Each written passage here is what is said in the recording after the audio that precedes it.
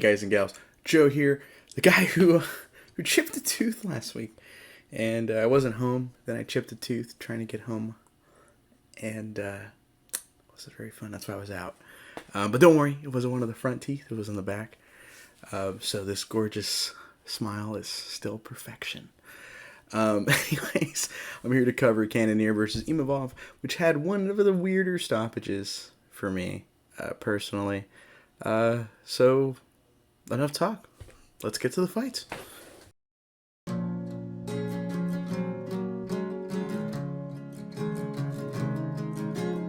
Main event, we had Jared Cannonier. He's somehow 40 and looks like he was sculpted perfectly. I feel like Vince McMahon a little bit. Wow, the strikes to him, wow. But Imavov, he had some people talking last year. Funny enough, a month after Cannonier beat Sean Strickland came in on short notice and fought Imavov at light heavyweight because of the short notice thing. And beat him just like 1 month after, so it's kind of funny. But so after that, his hotness kind of died down.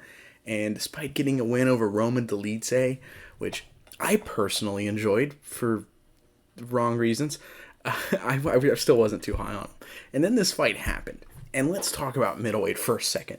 Because middleweight, as we know, is struggling right now. The current champion, for me personally, has a funky style, and it isn't very appealing.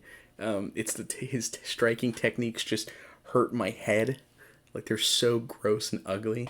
And he is a finisher on the feet even. So, I don't know. The previous champion, the guy who, some people say he didn't beat, some people say he did beat. I kind of go back and forth myself when watching their title fight. Was known for having pillow hands and being very content to just jab for 5 rounds. Then before that was Izzy, who was so content to just coast. And it was painful to watch. It was horrible to watch. And that's just from an entertainment standpoint. Like, don't even get me started on the issues with its depth and, like, pure talent right now. But this fight wasn't bad. All that said, fight wasn't bad. Good blend of some hard shots on the feet, some combinations with some clinching, but not too much holly-homing. A little bit of good clinching in there, trying to work for stuff. Some wrestling in there as well. Imavov was doing pretty well with his combinations. I thought were pretty okay. Cannonier wanting to use his muscle, his strength, and he was attempting takedowns, working in the clinch, and he still has the big power in his hands. But in the 4th round, he gets wobbled hard. He goes to cover up against the cage. He's doing some head movement, and he's not taking anything too clean. So they shouldn't stop the fight. No, just kidding. They stop it. They stop the fight. It's kind of anticlimactic. I don't think Cannonier was getting eaten up by shots. I mean, he was wobbled. But, I mean, you could argue that because he was hurt, within 5 seconds, he could get finished. I think you can argue that. But I'm not sure. I like Jason Herzog too. So this was even weirder. It's even double weirder to me is why I feel this way about the stoppage. I'm not too fond of it. And I'm pro fighter safety.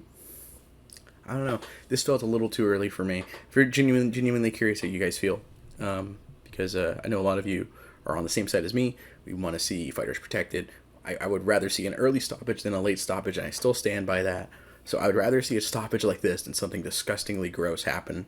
But when it does happen, I can at least say it happened. I feel like that's fair, right?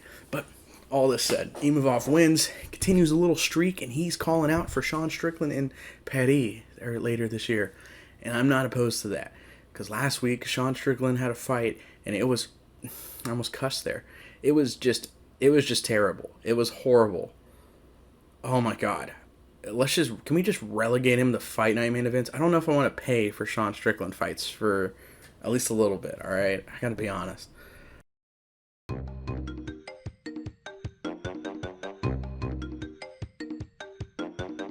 Co-main event, Dominick Reyes gets back to his winning ways. It's a 3-fight losing streak he's on because he beat John Jones clean.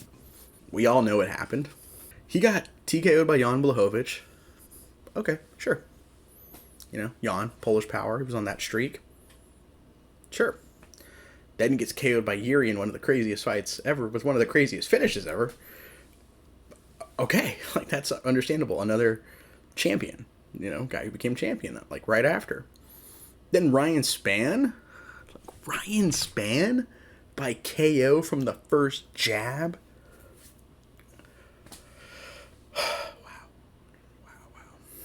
It was looking dire for our athletic Crow Cop kind of styled fighter. He's very Crow Cop-esque. And he was taking on Dustin Jacoby, who's heavy-handed, kickboxing background.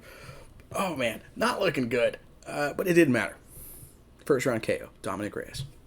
Back at it. And I hope this is the start of something good and not just a brief moment of like, oh, that's nice, isn't it? Good. I don't want it to be just a brief feel-good moment, kind of similar to what an opponent of his, former opponent of his actually, Chris Weidman had recently, without the eye pokes. If it wasn't for the eye pokes, that would have been like a really good feel-good fight for a lot of fans, I feel like.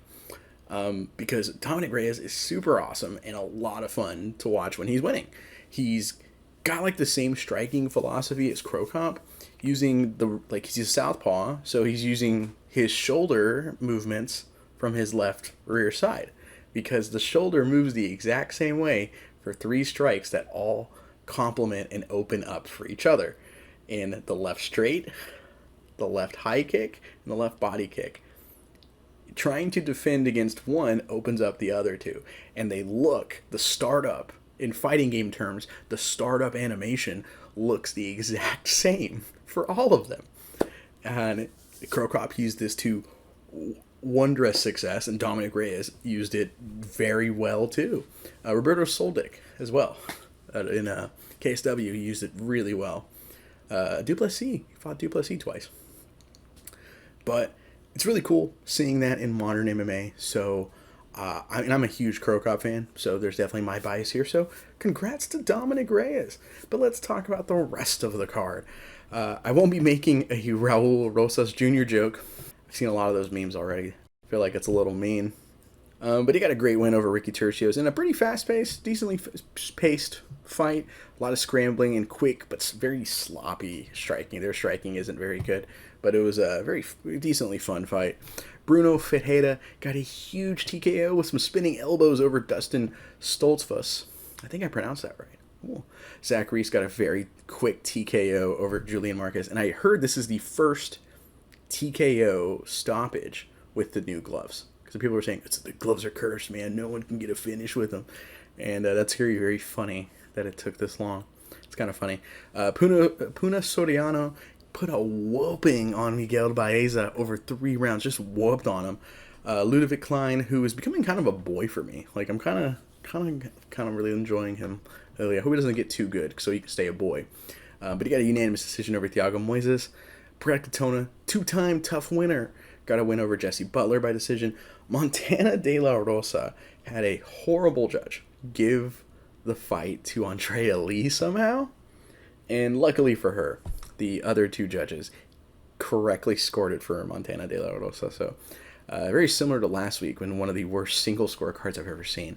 I think it was 49-46. Some random judge gave the Costa. What? Horrible. Daniel Marcos beat John Castaneda by unanimous decision. Denise Gomez got a decision win over Eduarda Moura. I guess how they pronounce it on the card. Taylor Lapilus continued some woes for Cody Stamann, who I want to stress at one point was a top 5 ranked guy at bantamweight. At one point he was like top 5, maybe at the highest like 6, 7, but he was like in that like mix. And bantamweight's super deep, so like historically, if you're number 8 at the highest, you're kind of like in that weird top 5. You're basically top 5, and like at bantamweight, it's just that stacked that deep of a division for the most part. And finally, Purha Tonamara got a unanimous decision over Rayan Amanda, and she had a lot of energy. So normally, that'd be it for me. This wasn't the craziest, most card in the world. I rambled a decent amount to try to get some time out of it, but I'll be really quick here. We had some recent scares in the MMA community as of late, as the presser for McGregor Chandler was postponed, canceled, something like that. Then ESPN pulled all marketing for UFC 303. So what's happening? I have no idea. I ain't got a clue. But I got a prediction. Yeah. That fight isn't happening. Just going to call it here. Just going to Babe Ruth, call my shot. That fight ain't happening.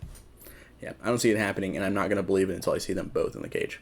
I'm not going to believe it until I see them both in the cage and across from each other at the same time. Just not going to believe it. No, don't believe this. I just don't see it happening. Makes no sense to me at this point. And if it does happen, here's another thing I think about a lot. Is the UFC going to just brush some controversy under the rug? You know? Because they do their own drug testing now. So is Conor going to fail for roids or the booger sugar? I mean, I reviewed Roadhouse for us. Horrible movie, but Conor was on the juice, 10,000% in that movie, and he was definitely on the. He was definitely building a snowman. Let's say off camera. We'll say, to quote the recent Deadpool Wolverine trailer. Yeah, so I don't know. They do their drug testing in-house, which is super spooky and very possible that this happens. Who knows? I have no idea. But I can make outlandish predictions. So hopefully I'm wrong. That's it for me, though. I'll be back next week. I'll be covering another fight card with one fight I care about. Alex Perez takes on genuinely, I'm kind of pumped for this fight. Alex Perez takes on the interesting and promising Tetsudo Taira. Or, I think that's how you pronounce it. I might be pronouncing that wrong. Taira, maybe, perhaps. And I'll be 30 when that video comes out. Because my birthday is the 16th. So, I'm going to go on an existential crisis just saying that out loud. I wrote that in the script, and it didn't really hit until I just said it out loud. Because this is the last time you'll be seeing me as a 29-year-old. So, for the last time, I'm 29-year-old Joe with the INC. Thank you so much for watching. Peace, guys.